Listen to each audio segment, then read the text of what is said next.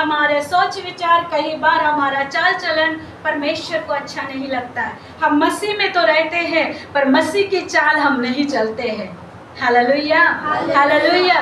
हम वचन तो सुनते हैं पर वचन पर निर्भर हम नहीं रहते हैं। इस कारण मेरे प्रियो, ये वचन हमारे जीवन में काम नहीं करता है। हालेलुया। अगर हम इज़राइल के बारे में देखते हैं, इज़राइलियों को परमेश्वर ने मिस्र देश से छुड़ा के लाया। कहाँ से छुड़ा के लाया? मिस्र देश से। मिस्र देश में क्या था? गुलामी थी। मिस्र देश में आंसू थे। मिस्र देश में बोझ था। मिस्र देश में दुख था। Hallelujah, hallelujah, hallelujah. मगर परमेश्वर ने मिस्र देश में जब वो रो रहे थे, गिड़गिड़ा रहे थे, वो जब कहरा रहे थे, जब वो करवटें बदल कर परमेश्वर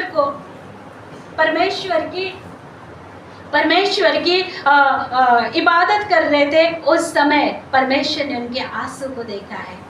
हालेलुया, हालेलुया। और मूसा के ऊपर अनुग्रह किया और मूसा को एक अगवा बनकर उसे मिस्रियों के देश में भेज दिया, इज़राइल के लिए। हालेलुया।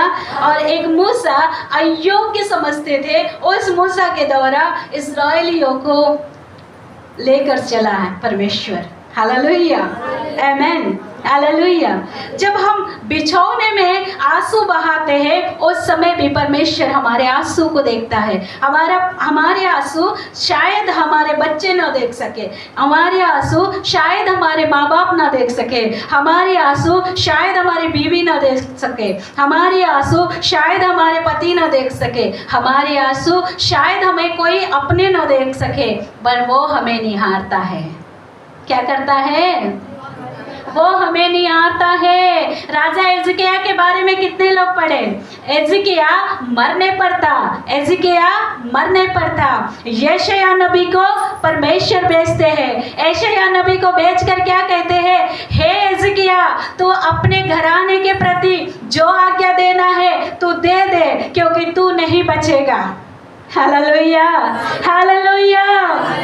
और एजकिया एशिया की बातें सुनता है और एशिया से नहीं कहता है एशिया मैं क्या करूं, एशिया तू मुझे बचा, नहीं कहता है। बाइबल बताती है एशिया के बातें एजकिया सुनता है और भीति की ओर अपना मुंह को घुमाता है। किसकी ओर? किसकी ओर? किसकी ओर?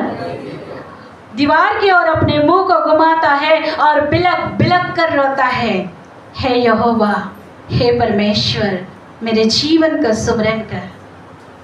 जो तेरे दृष्टि में ठीक था मैंने वही की।